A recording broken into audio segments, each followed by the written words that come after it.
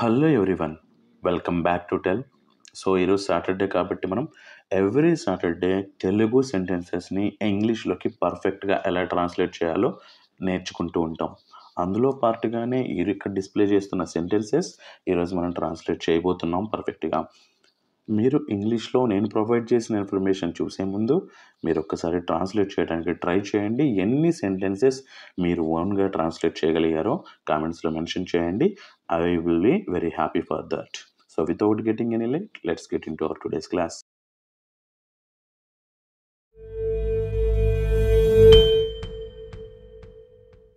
మన first sentence, ఇక్కడికి వచ్చాకే నాకు నిజంగా ఏం జరుగుతుందో అర్థమైంది. అంతే కదా, మనం అక్కడ ఏం జరుగుతుంది ఒక ప్లేస్లో కానీ ఒక ప్రదేశంలో మనకి అక్కడికి వెళ్ళేంత వరకు మనకు అర్థం కాదు. దీంతో ఇంగ్లీష్ ట్రాన్స్లేషన్ చూద్దాం. Only after coming here did I understand what was happening. ఇదేంటి మధ్యలోకి డిడ్ వచ్చింది అనేది కన్ఫ్యూజ్ అవ్వకండి. సో ఓన్లీ ఆఫ్టర్ అనేది డిడ్కి మ్యాచ్ అవుతుంది అనమాట గ్రామటికల్ ఆర్డర్గా. సో కాబట్టి only after coming here did I understand what was happening. So explanation, ఇక్కడికి టు హియర్ ఆర్ హియర్ వచ్చాకే, ఓన్లీ ఆఫ్టర్ కమింగ్ నాకు టు మీన్ నిజంగా రియల్లీ ఏం జరుగుతోందో, వాట్ వాజ్ హ్యాపెనింగ్ అర్థమైంది, understood.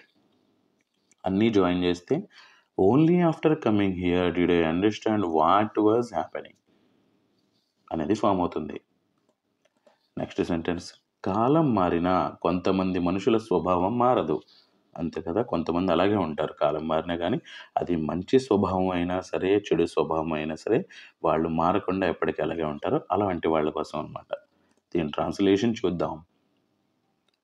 Even if time changes some peoples nature doesn't change. Explanation, కాలం time మారినా even if it changes కొంతమంది సమ్ పీపుల్ మనుషుల పీపుల్స్ స్వభావం నేచర్ మారదు, డస్ నాట్ చేంజ్. వీటన్నిటిని కంబైన్ చేస్తే even if time changes some peoples nature doesn't change అనేది form అవుతుంది. నెక్స్ట్ సెంటెన్స్, నీ అభిప్రాయాన్ని వినడం నాకు ఇష్టమే కానీ అది అంగీకరించాలనిపించలేదు.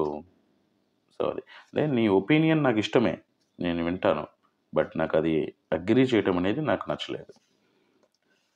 దీని ట్రాన్స్లేషన్ చూద్దాం.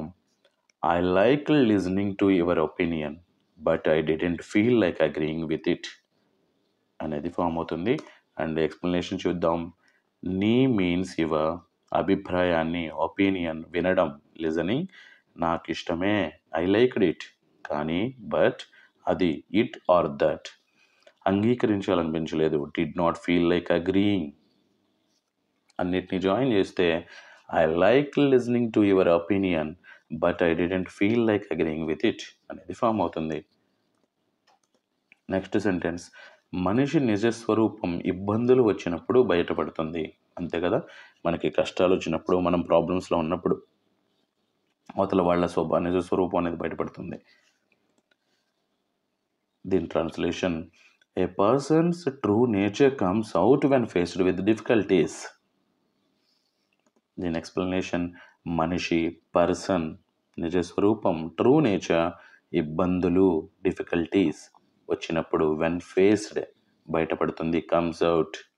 వీటన్నిటిని జాయిన్ చేస్తే a person's true nature comes out when faced with difficulties.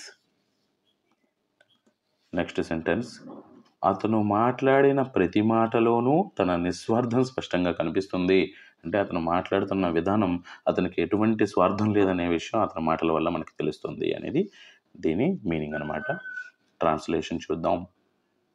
His selflessness was evident in every word he spoke. Selflessness నిస్వార్థం, అది అంటే స్వార్థం లేకపోవడం. ఎక్స్ప్లెనేషన్, అతను హీ మాట్లాడిన, స్పోకెన్ ప్రతి, ఎవరీ మాటలోనూ, ఇన్ వర్డ్ తన, హిస్ నిస్వార్థం, సెల్ఫ్లెస్నెస్ స్పష్టంగా, క్లియర్లీ కనిపించింది, వాజ్ ఎవిడెంట్. వీటన్నిటిని జాయిన్ చేస్తే his selflessness was evident in every word he spoke అనేది ఫామ్ అవుతుంది. సో ఈరోజు ఈ సెంటెన్సెస్ మనం ఇంగ్లీష్లోకి పర్ఫెక్ట్గా ట్రాన్స్లేట్ చేయడం నేర్చుకున్నాం. మీ డౌట్స్ అండ్ క్లారిఫికేషన్స్ ఏమైనా ఉంటే కామెంట్స్ బాక్స్లో అడగండి. యాజ్ ఎర్లీ యాజ్ పాసిబుల్ నేను వాటికి రిప్లై ఇస్తాను, మీ డౌట్స్ క్లారిఫై చేస్తాను. So that's for today, signing off.